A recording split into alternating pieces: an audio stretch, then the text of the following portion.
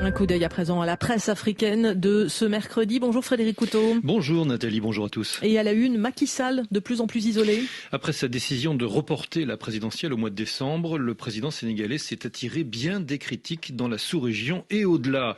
Le président est seul contre tous, constate Wolf Quotidien. La communauté internationale ne comprend pas que Macky Sall, qui s'est toujours battu contre les coups d'État sur le continent, soit l'auteur lui-même d'un coup d'État, affirme le quotidien dakarois. La CEDEAO encourage la classe politique sénégalaise à prendre de toute urgence les mesures nécessaires pour rétablir le calendrier électoral conformément aux dispositions de la Constitution. La CEDEAO tape sur la table, s'exclame pour sa part le quotidien 24 heures en première page. L'organisation sous-régionale doit faire mieux et plus que s'égosiller, c'est ce qu'estime le Djeli en Guinée. À minima, la CEDEAO doit clairement prendre position contre Macky Sall, estime en effet le site Conacrica. On voudrait même que des sanctions soient prises. En gros, qu'à nouveau la CEDEAO brandisse les muscles et fasse montre de fermeté dans sa condamnation du coup d'État institutionnel de Macky Sall, comme elle l'a fait vis-à-vis des coups d'État militaires. Ce défi, elle doit le relever absolument si elle veut se donner une chance d'exister encore. De leur côté, les Américains ont à nouveau donné de la voix hier. Les États-Unis appellent à la tenue de la présidentielle et à rétablir immédiatement Internet, constate le site Senego. Washington exprime en effet sa profonde préoccupation concernant le report de la présidentielle. Cette décision est perçue, rapporte encore Senego, comme une entrave à la tradition démocratique solide du pays.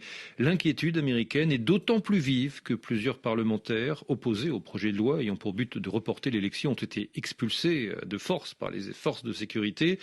Ce contexte met en doute la légitimité du vote qui a eu lieu au sein de l'Assemblée nationale. Et les réactions sont vives également dans les médias internationaux. Oui, témoin cet éditorial de Jeune Afrique. Revoici donc le pays de la Teranga, plongé dans une nouvelle crise et dans l'incertitude. En cause, une multitude de ratés, d'approximations et de décisions prises en dépit du bon sens, des règles du jeu peu lisibles et guère cohérentes, un processus de validation des candidatures aux allures de parcours du combattant, notamment le système de parrainage, et des comportements irresponsables, fulmine encore le site panafricain. Les apprentis sorciers que sont les politiciens du pays, tous bords confondus, prennent visiblement un malin plaisir à jouer avec le feu, s'exclame encore Jeune Afrique, et on ne peut pas dire que le sens des responsabilités étouffe députés et responsables politiques, a fortiori que l'intérêt général prime sur les guerres de clans, les ambitions personnelles ou les égos gonflés à l'hélium des principaux protagonistes de l'échiquier. Enfin, à lire dans Le Monde Afrique, cette interview de Francis Laloupeau, chercheur associé à l'IRIS, spécialiste de la géopolitique de l'Afrique et des conflits émergents. Il ne ménage pas non plus ses critiques. C'est une tache sombre dans l'histoire du pays et un mauvais coup porté à l'Afrique de l'Ouest, affirme-t-il. Aujourd'hui, on peut considérer qu'il s'agit d'un coup d'État institutionnel perpétré avec la complicité d'une partie de la classe politique sénégalaise.